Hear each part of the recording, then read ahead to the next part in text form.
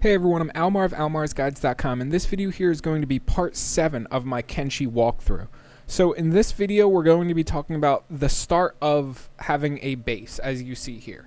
I built my base in the border zone because I wanted to pick a good newbie base location, since this walkthrough here is supposed to go hand in hand with my written walkthrough on my website. And I wanted just basically a good noob location for a base. So first I'm going to explain the layout of my base. The reason I chose to do the walls like this is because when enemies attack, they have to come into this little kill box, for lack of better words, and you can put turrets on either side of the kill box. Like Infinite Wing Wang is currently on a turret right now. And basically any enemies that come here are going to get shot at before they can get through my front door. And this is good for invasions, not as useful in the border zone, because really the only thing we have to worry about here is like dust bandits, which aren't that big of a deal. We cleared out the Black Dragon ninjas because we cleared the Tower of Ninjas and killed their leader. Therefore, we don't have to really worry about them anymore. And one thing about the Black Dragon ninjas that's worth mentioning is they do give you this Me Too weapon, which is a very, very, very good weapon. It's best in slot ninja blade that you can possibly get in the entire game. So keep that in mind.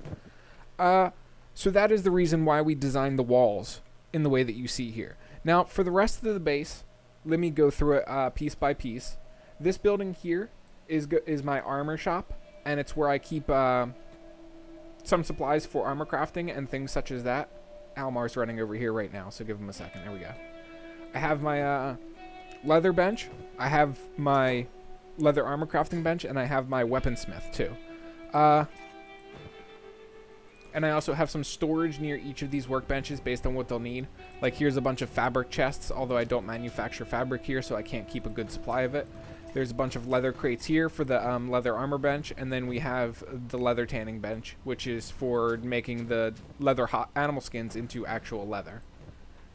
Up here we have some beds that are unfinished because I need fabric. So that'll be kind of like a armor smithing slash rest area. Over here I have robotics production and electrical components production along with the research bench. I have 2 characters working on making robotic parts because we need quite a few robotic parts in this game. There's and I also have some robotics chests over here, as you can see, with a bunch of goodies in them. And then this is the character that's making electrical components, and you can see I have some electrical component crates next to him. One thing that I like to do usually when I get full up on electrical components is I will do this, offload them onto a character like this, and then I'll put them into a chest nearby. Because electrical components are worth a lot of money, and they're actually good for selling. Like if I take all of these to whatever town I want to, really, I can sell them off for a premium. More so than copper, more so than iron, and they're lighter than both copper and iron. So it's easier for me to get characters to and from a town with that. So this building over here is my rum distillery, bread baking building, as well as the cooking building. That's everything that goes on here. Along the wall you have cactus rum barrels that store them, and then throughout the rest of the building you have cactus storage barrels, things that just store regular old cacti, because we need them for cactus rum brewing and other things. On the roof we have a flour storage for the wheat straw flour. We also have a bread storage for bread, and we also have a wheat straw storage for raw wheat straw. We also have the bread making machine in here, bread oven. We also have the cooking stove in here. My cactus production is lower than I would like it to be, which is a bit of an issue because we have we need more cactuses basically in order to upkeep with the rum production and the food production. So what I am going to do here is you'll notice too I'm using a mod for my farming because I don't like the standard farms that they give you. They're really, really sloppy. So we will do 2 cactuses like this. 2 more cactus farms. Actually, you know what? I don't really like these locations. I kind of want to do them down here on the other side of the wheat straw.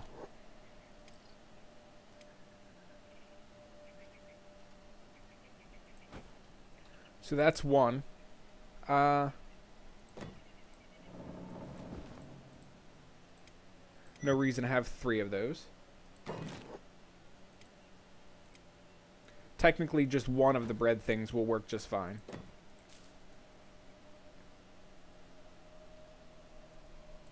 So right now, what my farmers don't have enough farms here to mine them all or to farm them all, whatever the verb would be for that.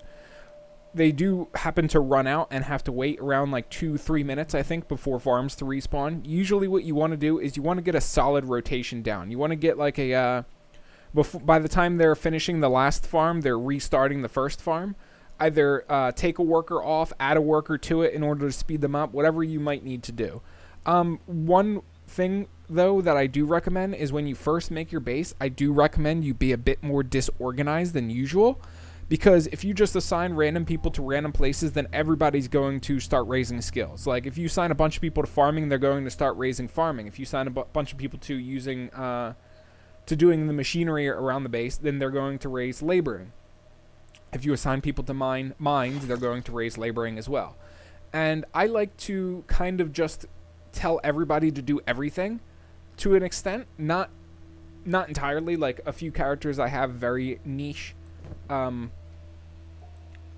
jobs.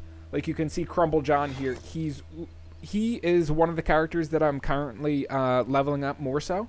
You'll notice he's moving very, very slow, and there's a reason for that. It's actually purposeful. So Crumble John right now, he is assigned to do the iron resource, the rum still, and the stone processor. Now, he'll run, once this iron resource gets full, he'll run from the iron resource all the way over to the rum still with a full inventory, which is exactly what I want him to do because I want him to raise strength.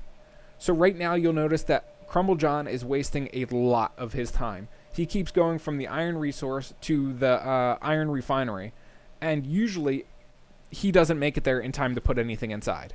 You'll notice that it's always at 5 when he gets there because Griffin and Maui run over there first and put some iron in. So Griffin runs over, slaps in an iron, and then Crumble John gets here like 30 seconds later and puts in iron. I'm not really worried about this being inefficient because Crumble John is solely encumbered, so he raises his strength.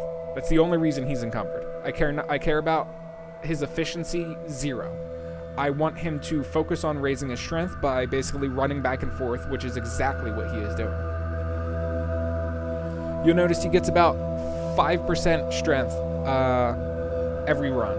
Well, more accurately, like 8% strength or so. Which is, and he's at 31 strength. So it's going to take a while, but, I mean, it's effective, in my honest opinion. If they don't have any things in their inventory, like Griffin, you'll see he's running back and forth. Well, actually, Griffin has some in his inventory. He's currently getting 51% athletics XP and 10% strength XP. And I'm okay with that. He'll raise his athletic skill over time, and he'll also raise his strength skill over time. So it's basically 1% XP athletics per run to and from the iron refinery. Let's see if he gets 1% this time. Okay, so it's probably like 0.70 or 0.80%. Let's see when he gets his next percentage. Okay, so each run is probably like 0.45%. Come on, Griffin, get your 1%. Don't forget, though, he's only getting 55% athletics XP right now. He's also getting 10% strength XP. Taking a while for that last final percent there, Griffin. There we go. And you'll notice he took off and he just went much further. He's getting some food right now. So he ran all the way over there to the food to get, with his encumbered inventory with strength and athletics. And that's what I like a lot. I like how these characters are constantly running around to and from places. And usually, well, depending on the character and if I want to raise their strength, I will encumber them with a bigger inventory. Like Kang. This is a character, since he's like one of my tanks, I kind of do want him to, I kind of do want Kang to have higher strength than normal. So what I am going to do is give him a whole inventory of iron, and we're just going to basically make him run around with that. Crumble John, I think, offloaded a lot of his... No. Who offloaded all the iron into there? Well, somebody did. Somebody put 100 iron into that chest. Probably either Maui or Griffin, because those two were encumbered before I started this video. But now they're not really encumbered. What about Griffin? Where's Griffin? Where is... There he is. Yeah, see, Griffin offloaded all of his iron. And probably Arwick did too. Yeah. So that's fine. Kang is the one that is important to raise strength on right now. And you'll notice he's getting 25% strength XP. Another thing, if you would like to make this even better, you can give them a full inventory, and then you can assign them to this corpse furnace right here. And this will make them run around with a full inventory, so they get full 25% bonus to strength XP from a full inventory. And they'll also be doing that while picking up bodies. So they'll not only get the 25% strength from their inventory, they'll also get a 25% strength bonus for carrying a body as well.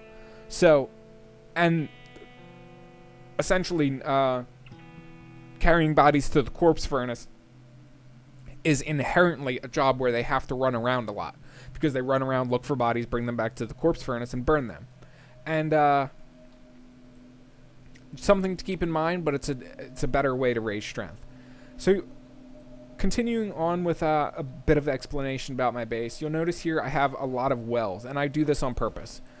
I always find characters to bug out when it comes to wells. They will never offload them properly. They'll take like 1 water out, or they'll take 5 water out and leave 5 in, and it's just so stupid. But this game can be quite buggy, but that's okay. We still love it for what it is, right? And that's why I usually end up creating a bunch of wells, and I just drag the water out of them like you've seen me do there. Because I cannot really rely on my characters to do what they need to do with the water. This building here is the final building that I have not shown you, and this is my training area. I have training dummies in here of all kinds, and I basically throw people into this room and tell them to train when I need them to level something up. Assassination is something that I don't usually use in this game, but I'm going to train it anyway because I would like to use it some during this playthrough. I got regular training dummies here for leveling up, regular combat skills. Lock-picking boxes, which are always important. These are also lock-picking boxes that are ranked up to number 3, so they can get my skill level to level 30, which is very, very important because it's... once you get your skill level to 30, basically everything after that you can basically open almost any lock in the world. It's just your chance of opening the harder locks is much lower. But 30 is a very, very good, solid starting point. And there's a few characters I want to raise lockpicking on because I never know who's going to be conscious when I reach a place where I need to, steal something from or to pick a lock. So I like having a few characters that are capable of picking locks.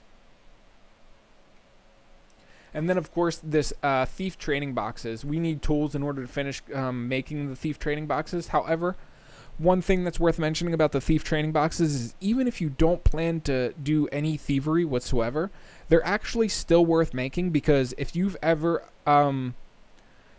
killed an entire group of enemies and then you were there trying to loot their corpses and you kept getting you got caught stealing, or if you've ever cleared a hostile encampment, either a town or like a little mini farm or what do the holy people have? Holy mines, there you go. If you ever cleared one of those and there's still some guards that are like if you basically kill all the guards inside of the holy mines and then you try to loot the holy mines, the guards usually will keep interrupting you as you're trying to loot the holy mines, and it is very, very frustrating because unless they're all dead, if they're still within eyeshot of you, you're going to have to deal with you've been caught stealing. But if you have higher thievery skills, you don't have to deal with you've been caught stealing as much. So it's kind of just like a minor thing. Unless you plan on actually doing thievery, it's not actually required, but I like doing it anyway. So as far as my farm goes, I have half cactus and half wheat straw. That is basically the rotation that I have, or the things that I have together here. These are the only 2 crops, and apparently we're being attacked by bandits right now. Wheat straw and cactus are the only 2 things you can grow in an arid environment like this. I'm using cactus for rum production. We're going to be doing a lot of cactus rum at this base. And what we're going to be doing is we're going to be selling all of the cactus rum in Shark, where we get a plus 25% bonus to selling cactus rum there. And we're going to buy all the hash we can possibly hold in Shark as well. Well, not only Shark, but all the towns around Shark. Once we're done that, we're going to take all of the hash to Flats Lagoon and Katoon, and we're going to sell all of the hash in those 2 locations. And both in Flats Lagoon and Katoon, we're going to buy skeletal repair kits so we can sell them in other locations, because in both Flats Lagoon and Katoon, for my save file, skeleton repair kits are only 99% price markup. And in many other locations, like Squin, for example, or any of the hive villages in Vane or Dreg, you can usually sell skeleton repair kits for 115% price markup or more. Usually the profit is about 800 to 900 cats per skeleton repair kit, which is not that much. However, the hash is a lot more of a... the hash is where the real money's at.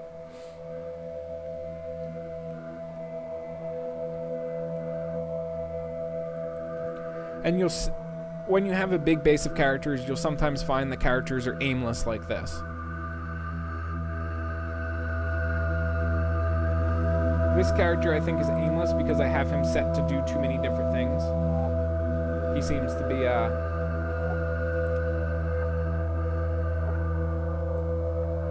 where is... Okay, Beep and Green are working on those. So yeah, East Hem's only aimless right now because he doesn't have any more farming to do. And he did the whole corpse furnace. He didn't burn that body.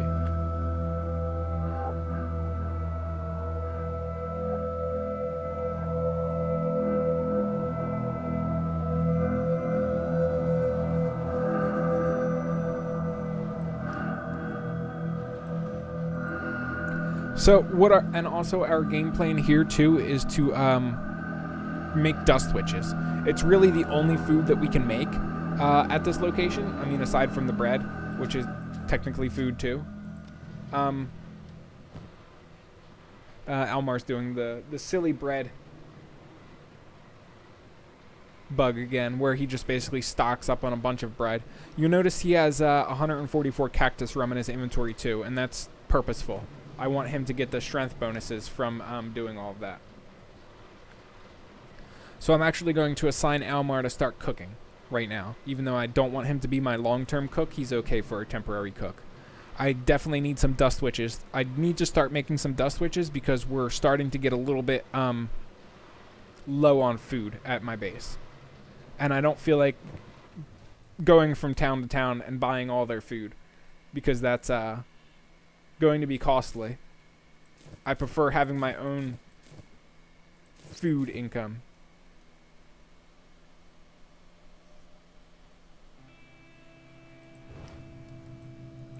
As you can guess, though, he's not going to get a lot of food. I'm going to, well, I should rephrase that. I'm going to have to make more cactus farms in order to maintain all that I want. As you can see, wheat straw, we're starting to overflow. This is a good way to tell if you need to make more. You can see I'm starting to fill up these wheat straw storages. And you can also see that the flour storage is basically completely full. So that's basically how you know that you don't need to go overboard and make more. The wheat straw I'm good with. Cactus, though, look, basically every single storage of cactus is empty, and anytime cactuses are put in the storage, they're basically immediately consumed. Which means we probably need more cactus farms and less, well, the wheat straw farms at least are fine. I could probably use like one less. But we're definitely going to need more cacti if we want to continue our food production. So let's look more in depth at the robotics benches. These characters, like I said, they are making robotics items. One thing that's worth mentioning is your characters that are doing trade skills like this will often break depending on what they have in their inventory. You'll notice he's carrying around med kits, he's carrying around his arrows for his crossbow, and sometimes Cat had a tendency of breaking, and he had too much stuff in his inventory, he couldn't put anything else in his inventory, and that was because he didn't have a backpack. So I gave Cat a backpack, and now he's never broken since. Like I said before, this game can be quite a bit buggy. Depending on what you have him make with a robotics bench, there's a chance that his inventory will get too full to do anything else. Like he might be carrying some iron plates, steel bars, plus hinges, plus presses, plus, you know, whatever else it may be, and he just has no room for anything else. And like I said, you can alleviate that with a backpack. One thing that's worth mentioning when you have characters on the wall like that for very often, make sure they keep themselves fed. Like Infinite Wingwang's about to drop below 200 hunger. I'm pretty sure it'll go even lower unless I monitor them. These guys too, they don't. Sometimes they bug out and they don't feed themselves, so you kind of have to tell them to stop training and go eat when they get low hunger.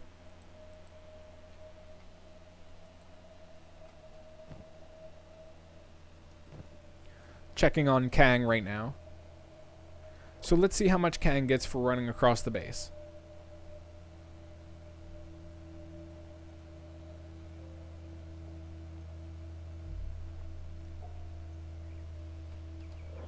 Okay, and you know what we can actually assign Kang to do? We can assign Kang to haul... No, that's not hauling water. Let's see. There we go. I'm going to assign Kang to haul water as well as do the iron resource thing that he does.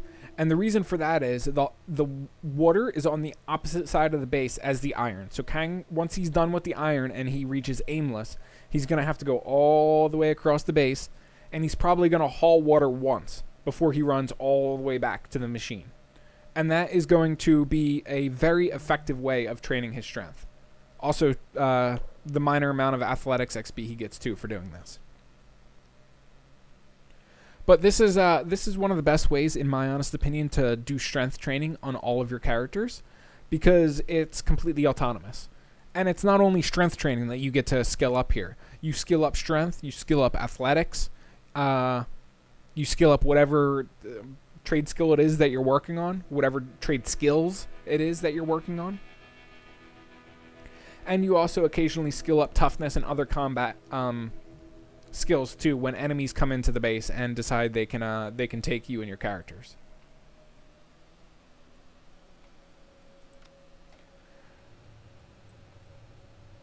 Doesn't seem like these guys are stuck. They're just aimless. You'll get this occasionally, like see Hamut, he's only assigned to the rum still. So I don't have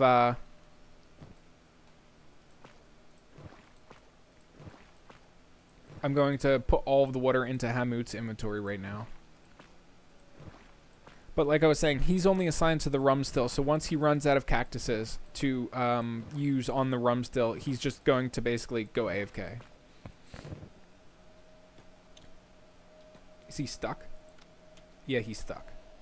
And you occasionally get this when you put storages on roofs. And if you or if you just put why is he going back over there? He's so stupid. Sometimes NPCs in this game are really, really, really dumb. No, no, no, no, no. Get down, get down. Oh my. Oh my dearest me, Hamut. Yeah, he's going full dumb mode. And Silvershade. Oh, Silvershade knocked him out. There we go. Thank you, Silvershade. You are my hero. They do that in this game, though. You have to get used to that, and you have to keep an eye on your characters. If you see one of your characters, like occasionally, if you leave your game on like this, just sped up a lot, eventually you'll see like somebody's like starving to death, and you're like, why are you starving to death? We got plenty of food. Are we out of food? And then you check your food, you realize you have plenty of food, and then you're like, okay, where are you? And you'll just find the character like stuck someplace, and he's just, you know, on a hunger strike, Temple of the Dog style. That's a throwback to a one-hit wonder band of the 90s? Early 2000s. I think it's early 2000s.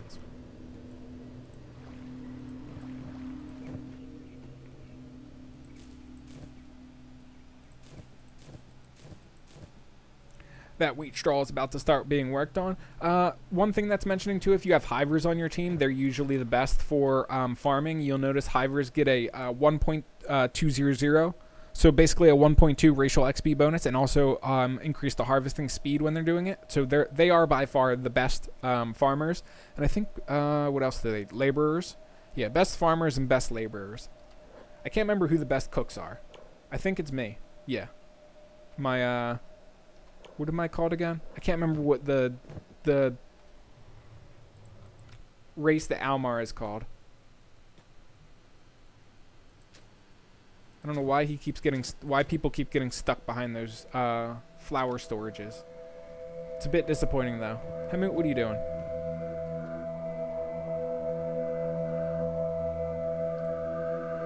Let us see. What can I sign Hamut to? I really wish I had some fabric, because that would be nice.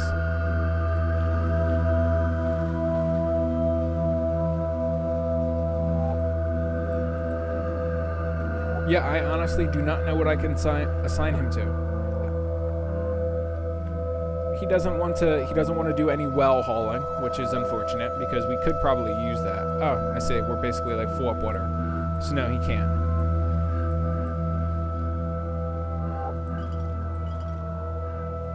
We need more cactuses for more rum distillery. So it seems like cactuses are our biggest bottleneck right now for this town. And I should probably move these grain silos because I kind of want to build another farm right where the grain silo is.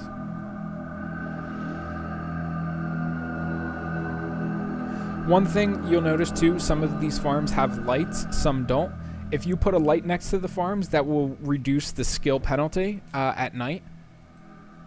You get a skill penalty at night if you didn't know that. And that's why you have to use lights to prevent the skill penalty. So I'm getting a little bit over encumbered as far as wheat straw goes. So I'm going to destroy that.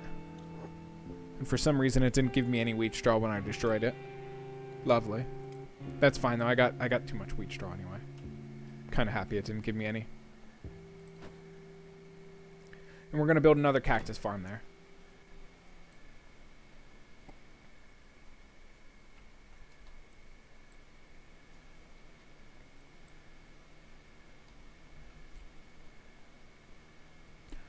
Essentially, my long-term goals with this base are to, I want to have enough rum production to where I can make a lot of money, and also enough dust witch production to where I can keep everybody well enough fed. Because obviously food is very important, and I don't want to blow all of my money on food. And man, that's a lot of failures when they're farming. Failed, failed, failed, failed, failed, failed, failed. You guys really suck at this, huh?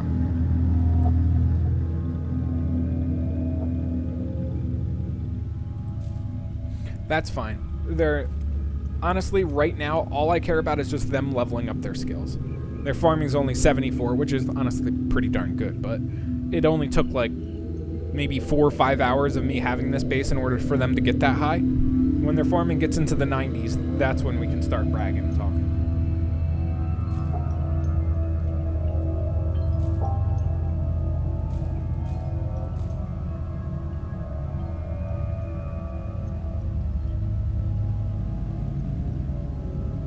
Hamut just activated. He just ran over to the farm and then grabbed something. What is his lockpicking, stealth, thievery, assassination? Why not? I'll have him do assassination training. Why not? Dr. Chung, what is your lockpicking? 28. So you're basically almost good to go. And your lockpicking's 28 too. So you're both basically almost done with lockpicking. Holtberg keeps like doing a second of training and then leaving. What is Holtberg doing that is more important? Engineer. Okay. He keeps leaving to add cactuses to the farm.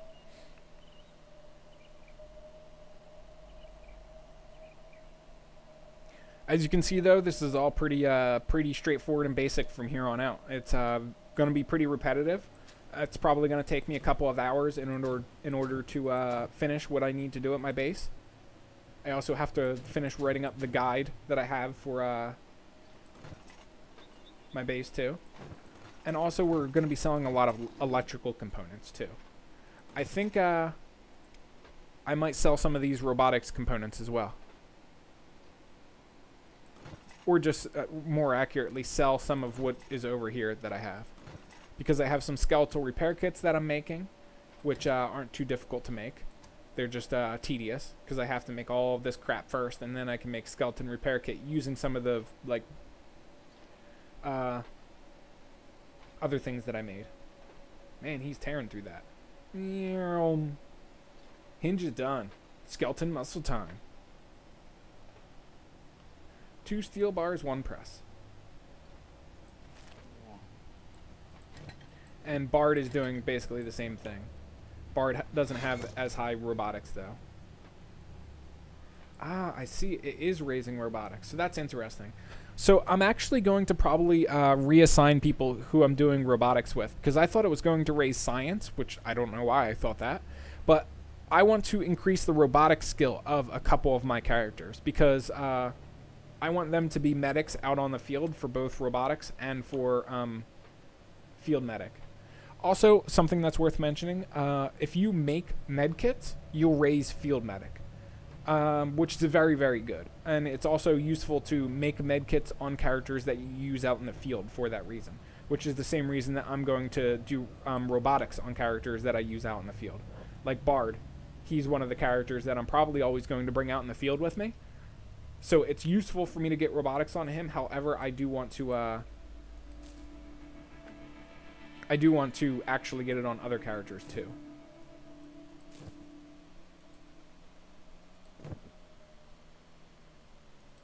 How many dust witches? 22 dust witches. Not too bad, I guess. So we're going to offload them.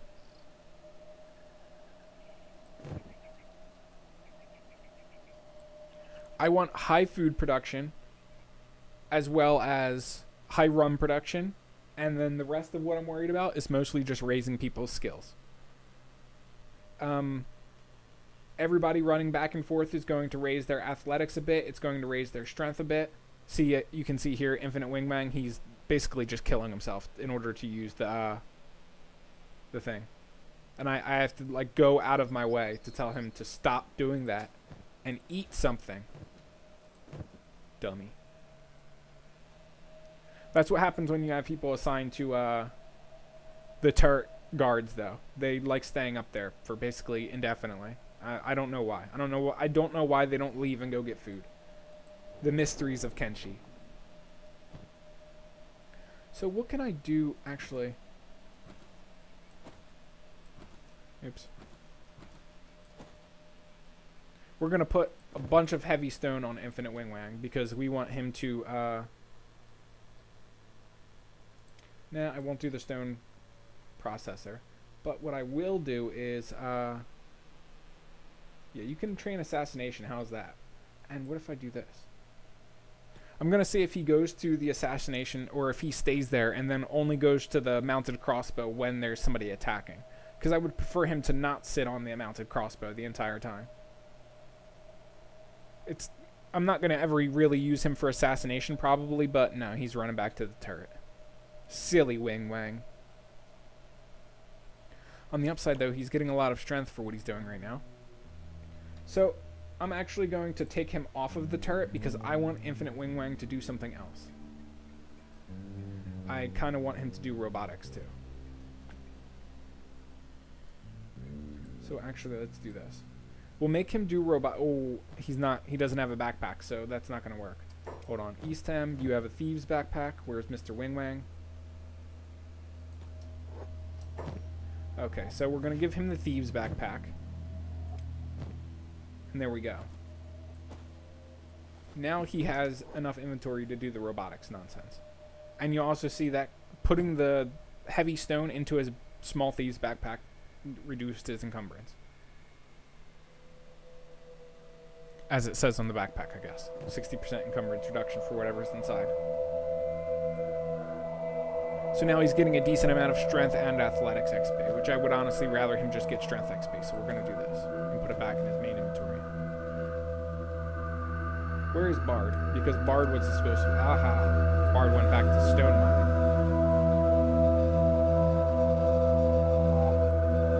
And this is... Look at Beep over here. That's... I'm actually content with this. I'm not going to stop him. He's kind of just wasting his time, as you can say. However, he is raising his athletics. So, I mean, who am I to stop him, right?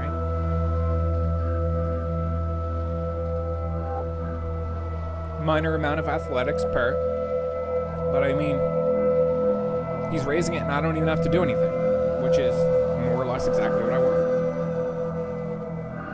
And that is more or less all I do, or what the main things I do when first starting a base. This base is an, it's just a starter base. Really, all I'm doing here is I want to make enough money to buy the gear that I want, buy the weapons that I want for all of my characters. And I also want to,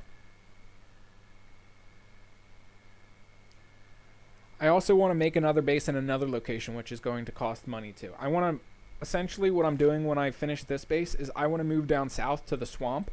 I have this location already marked out, 2 iron, 1 copper. I'm going to set a base up there, and I'm going to do a lot of hash production, as well as sake production and other things. Fabric too, one of the most important things, because in there I can grow hemp, which I can turn into fiber or fabric. So that's the main reason I want to do that base. And once I can do fabric properly, then I can start raising other things. One thing that I could actually do right now, if I wanted to, is crafting. Weaponsmith. Where is it? Weaponsmith bench. Weaponsmith. Weaponsmith 1. So I can't raise my I can't raise weaponsmithing right now because the new one requires both fabric and iron plates, which is I don't have any fabric, so it's ineffective really for me. Are my characters gonna finish this construction or what? Usually all my engineers run in here immediately, but apparently that's too much to ask this time.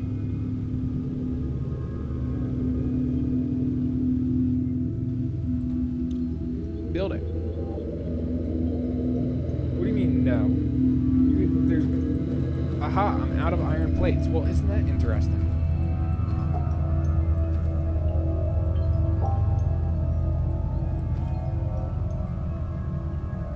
So, apparently my iron plate usage is too high for 2 robotics benches, which is interesting actually.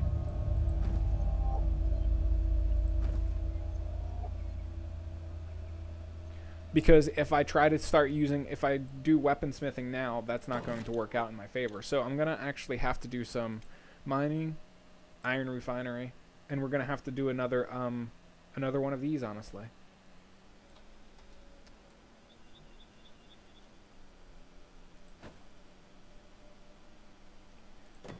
$30 power. Okay, we're good. We don't have to worry about power too much.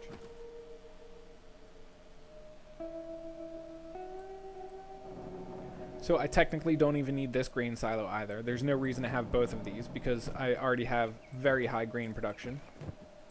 So we're going to dismantle this, which will give me some iron plates.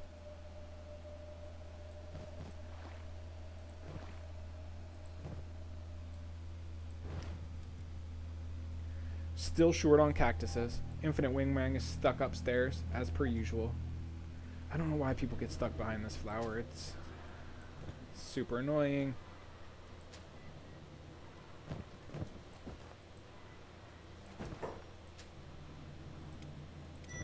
So that's what we're going to do. We're just going to leave them spaced out because I'm tired of characters getting stuck behind them. Sometimes you have to do stuff like that with your base. If you find your characters getting stuck in a specific area because of how you built things, it's better to just build it in a different area instead of trying to fight with your characters constantly, because they will never learn. They will keep getting stuck there. They will keep taking that stupid path and they will keep getting stuck.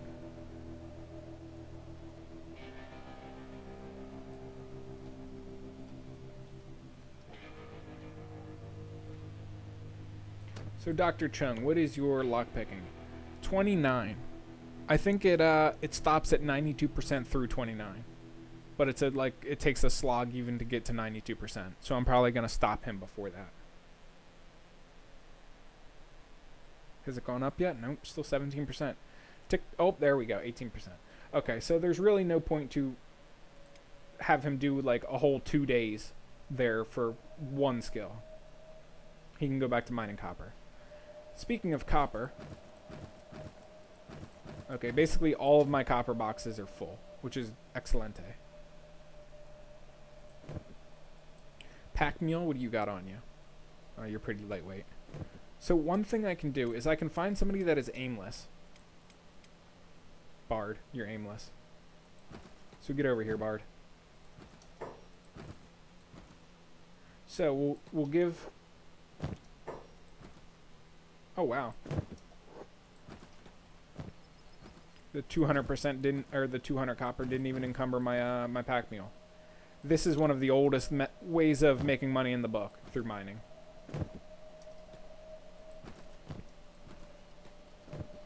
So these two, what we're gonna do is we're gonna send them to this way station, and we're gonna save because this will probably take a while. Bard, you got an iron plate? Yeah, you do. I can drop that. So I'm gonna buy some iron plates when we get there, and I'm also going to buy some food when we get there, just in case. And I'm basically what I'm doing this run for is I want to sell the copper. So the pack mule is, well, strength is currently what he's working on the most.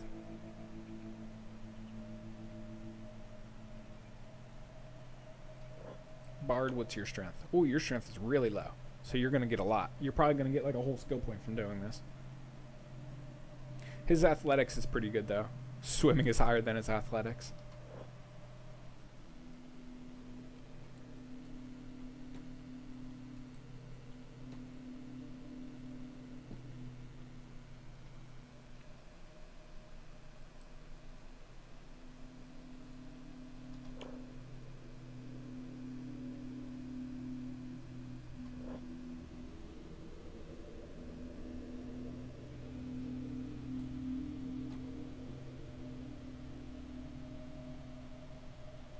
I can also hire mercenaries at this location too to protect my base if I needed it. When I first get to the swamp, I'm probably going to do that because swamp sends a lot of bad units my way.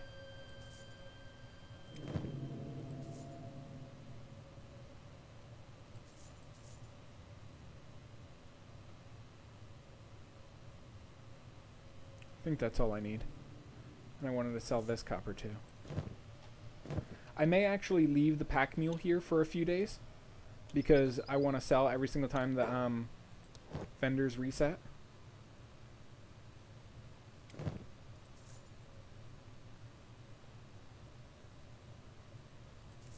I'll buy that, I'll buy that, I'll buy this. Tools! Somebody finally has tools. I need them in order to finish that thievery thing. Excellent. And I'll leave the cactus rum. I'm making enough of it to where I'll have plenty to sell anyway, so. Bard, bard, bard, bard, bard. What else can I get on you? Yeah, I'll buy those. There you go. There you go, buddy.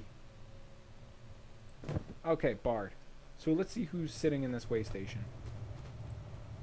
That's a companion I can recruit who's like basically starving to death. Dust bandit. Swift. I think that's a unique companion. Plastic surgeon. Here's some fences. And here's a band of mercenaries that I could hire if I wanted to. And what about over here? A hiver I could get to join me. Another hiver I could get to join me. Thief fence.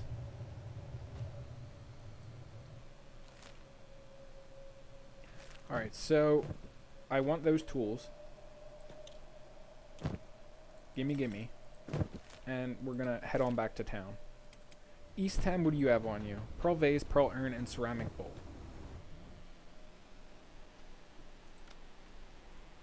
I think it only requires pearl cup, pearl vase, and cup.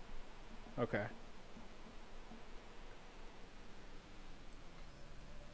So Bard, first thing you're going to do is you're going to go there and you're going to finish that, because I want to raise thievery on some characters. It's important to me, so I don't have to deal with the silliness.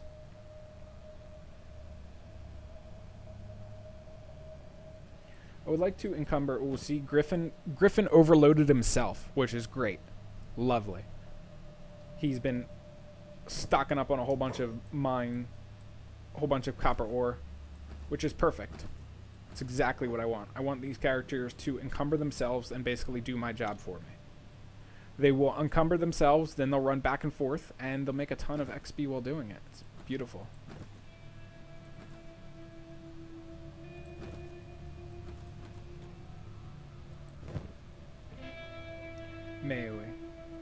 Maui needs some, he needs some encumbrance. So what I'm gonna do is, I think if I put copper on him, he'll just put it back. Cool. The thief training boxes are complete. So, who's gonna be first? I'll do it first on Almar because he's usually who I loot on. He's currently, oh, he can't. Never mind. Thievery's maxed. Didn't realize his thievery was 38. So I need another character that I frequently loot on. Bard. Why not?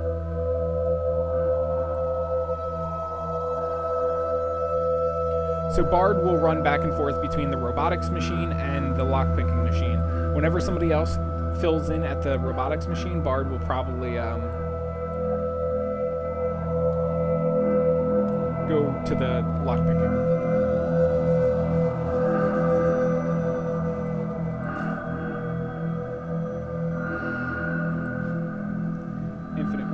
Going for food, I think. Or no, he's going to the robotics bench. I think he put one item in the robotics bench and then left. And then he's running all the way back. Oh, I don't know what he's doing. But he's running around the entire time with a full inventory of heavy stone, which is the most important thing. See? He's just... This is what happens usually when you assign one character to multiple tasks. They end up like rubber banding back and forth between tasks, like you see Infinite Wingwang doing. This is usually extremely, extremely inefficient, and I do not recommend you actually do it. However, my purpose here, right now, what I'm trying to accomplish is raising strength, athletics, and all of that stuff. And I'm doing that. I'm doing that very, very perfectly, basically completely AFK. Like, I'm just sitting here, my hands aren't even on the keyboard or mouse, and I'm just watching Infinite Wingwang with you run back and forth, wasting basically his complete time. I don't know why he keeps stopping in front of that building either, but let's see what his strength is. And you can just literally sit here and watch it go up like that.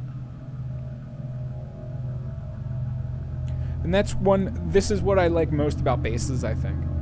It's quite easy to raise strength when you own a base because you can do stuff like this. And once I finish this video, I'm actually going to go upstairs and I'm basically going to eat breakfast. And the entire time I'm eating breakfast, these characters are going to be down here raising their skills. And I mean, what else? What more can you ask for? This is, in my opinion, the best way to AFK and raise your skills in the entire game. Anyway, that's really all there is to it. That's all I can think about showing you guys for this video. If this video helped you out and you liked it, leave me a like, as that helps me out. And if I forgot anything, got anything wrong, or you guys have anything you would like to add, please let me know in the comment section below. It's always nice to be corrected. That way everybody gets, you know, all of the correct information. The next video I'm going to be putting out, the next part of my walkthrough, I'm going to probably start doing some exploring. Some distant exploring, and also we're going to be getting some engineering research, some ancient science books, and we're going to basically start doing mid-game / end-game content. I might take us, I think my game plan is I'm going to take us through the swamp and into the grid and the crater, because I want to show you these two zones, since these are kind of like high-end mid-game zones, if not beginning of end-game zones. There's lots of gutters in those zones, and there's lots of things that are really going to mess us up. Like Infinite Wingwang, who only has 13 toughness, he's going to get rolled when we go to that zone. and that's fine. I want to raise their toughness. I want to do some exploring and all of that fun stuff, and I will definitely have you guys around for that as well. So that's pretty much all. I will catch you guys around in the next part of my Kenshi walkthrough. Peace.